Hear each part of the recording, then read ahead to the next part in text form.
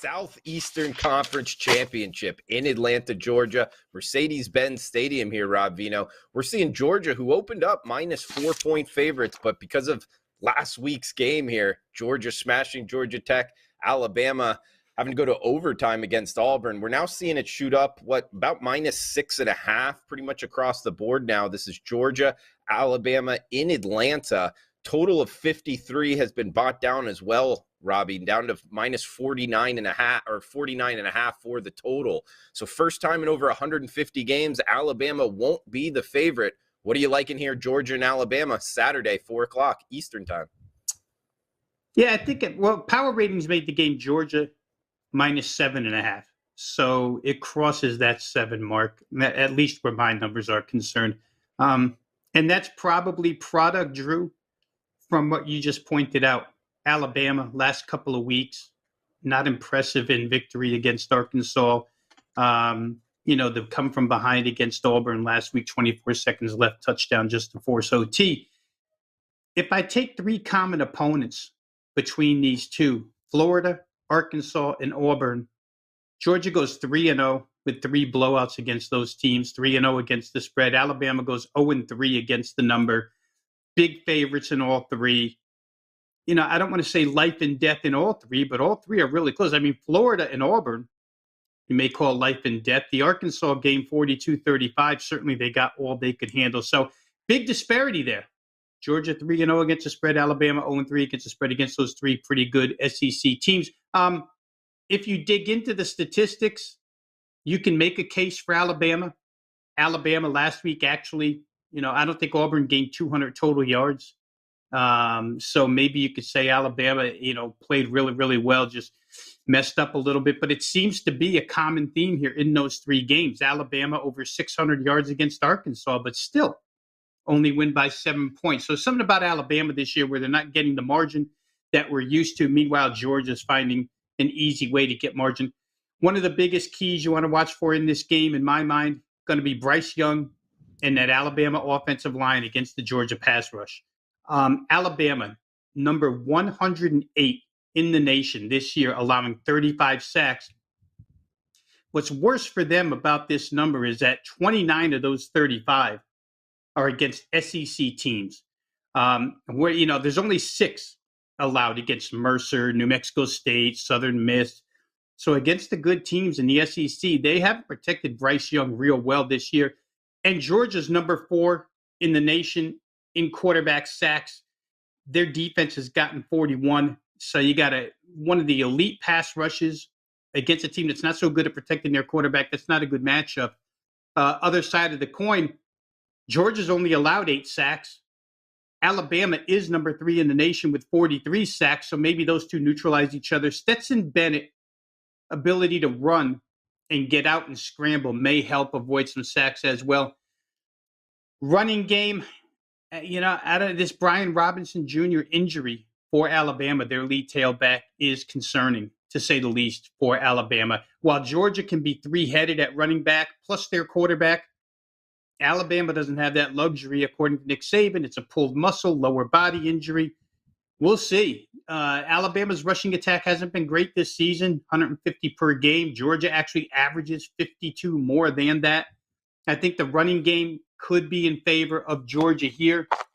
And if I get to the pass defense really quick here, guys, Georgia's pass defense has just been incredible. Again, Ralph talked a little bit about UTSA's pass defense numbers being somewhat skewed. You can make that case for Georgia. Their numbers are terrific overall. However, they haven't faced but 2 of the top 55 pass offenses in the nation. Alabama's faced 5 of those. Of course, they play in the same division with Ole Miss, with Mississippi State. So that goes without saying. But the disparity between the two in pass defense may go deeper than that. The good thing about this matchup is, and where it's great, is that while Georgia's pass defense is so good, that receiving core for Alabama is outstanding. And vice versa, Alabama's, average pass secondary faces a bunch of freshmen and sophomores in the top 4 for Georgia. In fact, their tight end leads the team in receptions. One key note, they did work George Pickens back into the lineup last week. That could be huge here. He only had one catch for 5 yards, but George Pickens could be a real big deal in this game. I just happen to think it's Georgia's year. I think the defense is overwhelming no matter what the competition has been. I think it'll stand tall in this game as well, Jordan Davis and company. So I think I'm going to lean Georgia minus the points.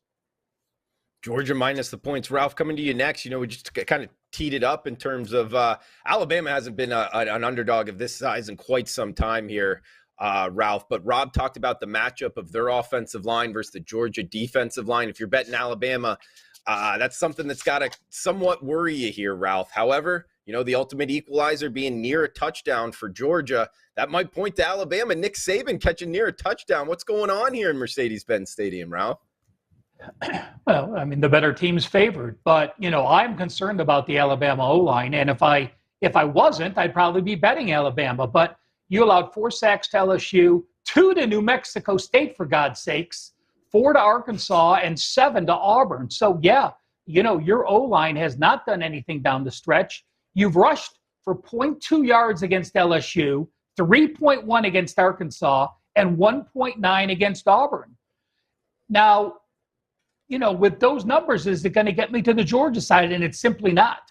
I trust Nick Saban in this situation getting points. It doesn't matter how bad they looked at Auburn. They still had a 229-yard edge. They needed a miracle. They're living on borrowed time. Some say Georgia, even if they lose this game, they're going to be in the playoffs, and they likely are. So, I don't think a coach or players ever would bring that up.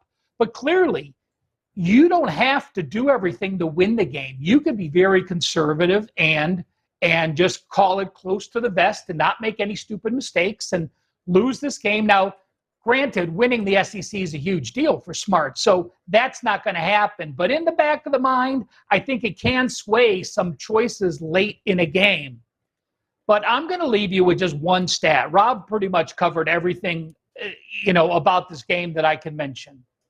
Georgia gets all the credit in the world for being the best defense in college football. They've held 7 opponents to a season low. So when we look at the end of the year, 7 of their foes had the lowest amount of yards they gained when they played the Georgia Bulldogs.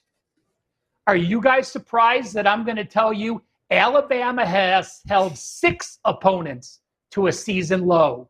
That, to me, is the mark of the defense. Not that they're giving up 292 yards to 230. They played much better offenses than Georgia. You've held Miami of Florida, Southern Miss, Ole Miss, Mississippi State, Tennessee, LSU, and Auburn all to a season low. Give me the under. It would have been a late phone play for me had I jumped in when the number was where it was at 53.5. I still like the under here. I'm with you, Ralph. Yeah, points at a premium here. And to Ralph's point, guys, 5 of the last 6 opponents they faced, the Tide have held them to their season low in terms of offensive production. So, maybe not getting enough credit there on the Alabama side of things. Maybe look towards the dog plus the points as well.